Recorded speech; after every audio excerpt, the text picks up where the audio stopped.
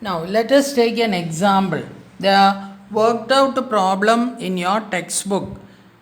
First one, all the values are used and going to explain what all chemical reaction take place and how you have to do the calculation.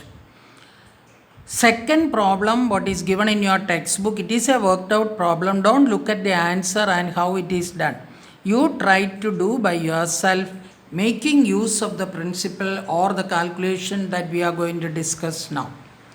Let us take the example that is an organic compound containing nitrogen about mass 0.303 grams. That is the value given in that. Therefore, consider that this is the mass of the organic compound.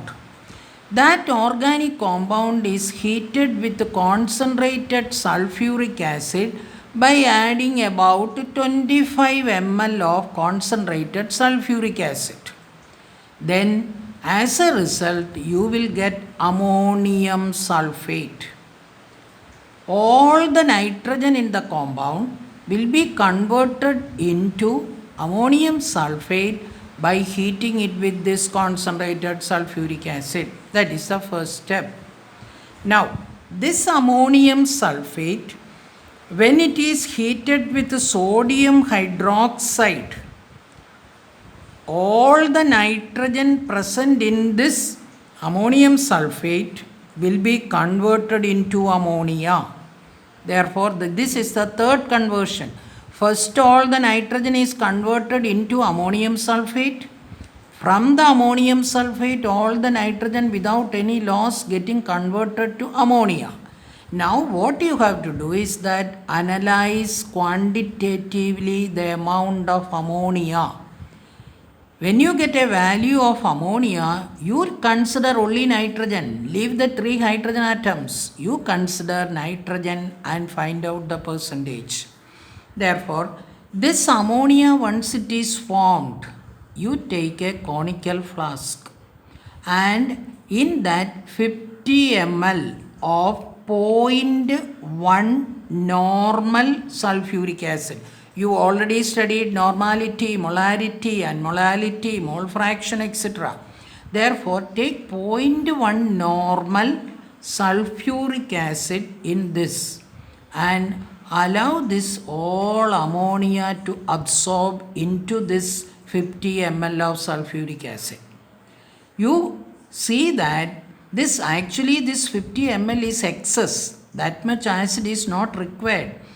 Therefore, majority of this shade shows that majority of the acid neutralized the ammonia when it is getting reacted with the sulfuric acid.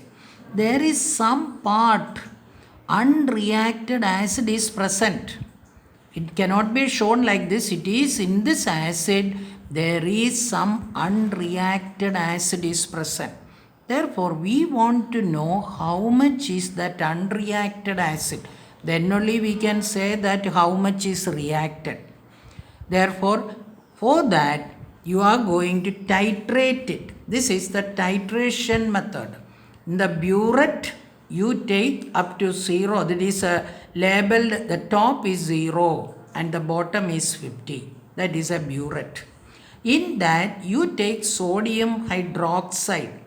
The normality is known. That means it is a standard sodium hydroxide. And titrate it with this 50 ml of sulfuric acid in which some are used and some are not used. Then you will get a value. That means you add a 1 drop of phenolphthalein into this. Phenolphthalein is colorless in acid medium. But when you titrate it, a pink color appears. Stop adding sodium hydroxide and look at the value. Look at the reading. You get 25 ml. You make a note of that volume. From that we can do the calculation. We must know that is 25 ml is used for the unreacted acid. Therefore, the reacted acid is 25 minus it from the 50 ml what you are already taken.